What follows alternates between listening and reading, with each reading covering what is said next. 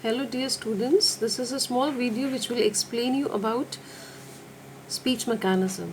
So before starting with the speech mechanism, let me brief again that Unit 5 comprises 4 of the main topics: communication skills, phonetics, non-verbal communication, in which we'll be studying voice dynamics and personality.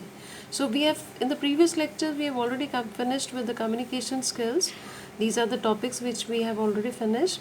Now we have to start with the phonetics, which is the second part of the syllabus, that is Unit 5.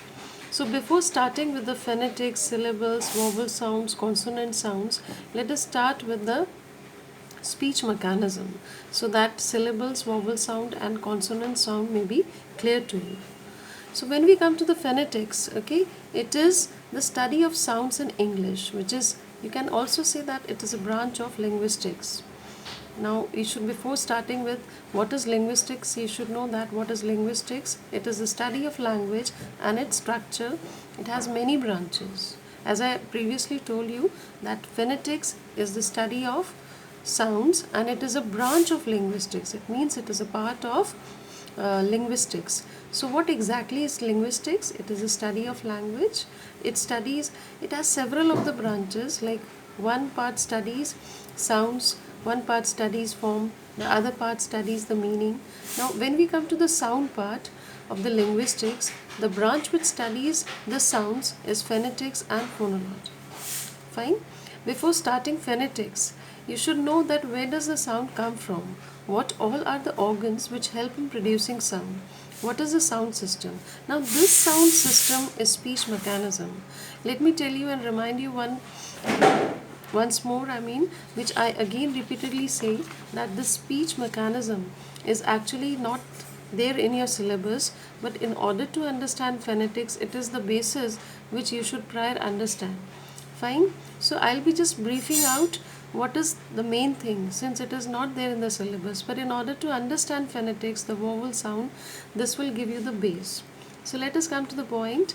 The first, in order to understand speech mechanism, the speech mechanism comprises 3 of the stages. Now the first stage is when the lungs are filled with the air stream, okay, and then this process is called the respiration system.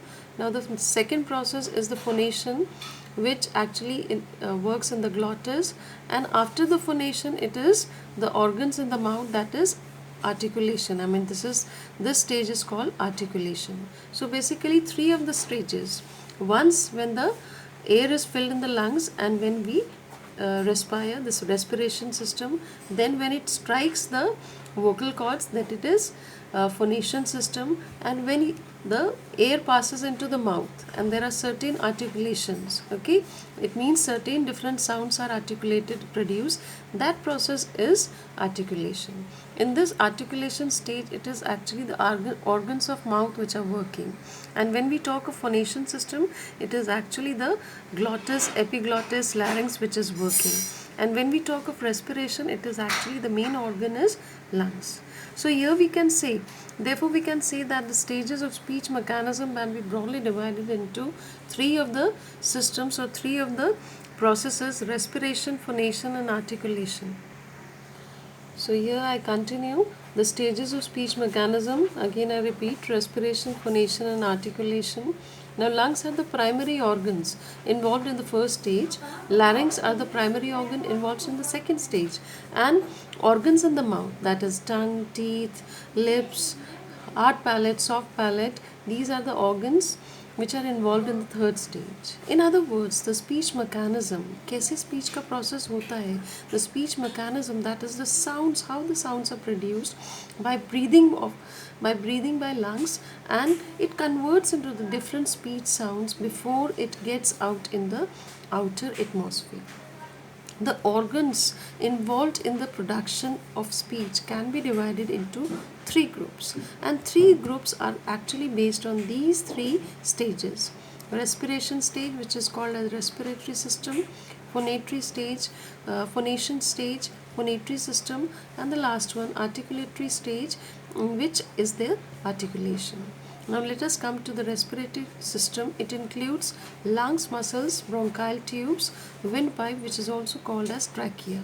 When we come to the phonatory system, it consists of larynx, which is actually a box, vocal cords, which comprises glottis, epiglottis, and pharynx, and then lastly it is the vocal cords. Cords are also part of larynx. Now let us come to the third system, that is articulatory system. It includes all the organs of the mouth. As I told you that these three stages which we have mentioned above are actually decides the three systems. So finally the articulatory system, as I told you, it includes all the organs in the mouth: lips, nose, mouth, teeth, tongue, hard palate, soft palate, ridges, etc. Now we won't be going into the detail, as I told you, the description of organs of speech.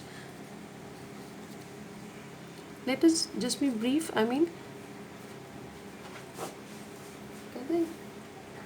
Okay, sorry for the break. Okay, it is description of the organs of speech. Speech organs produce the sounds of language. Organs used for speech include lips, teeth, alveolar ridge, tongue, soft palate, alveolar, hard palate, larynx, vocal cords, epiglottis, pharynx, lungs, windpipe. These are the different organs.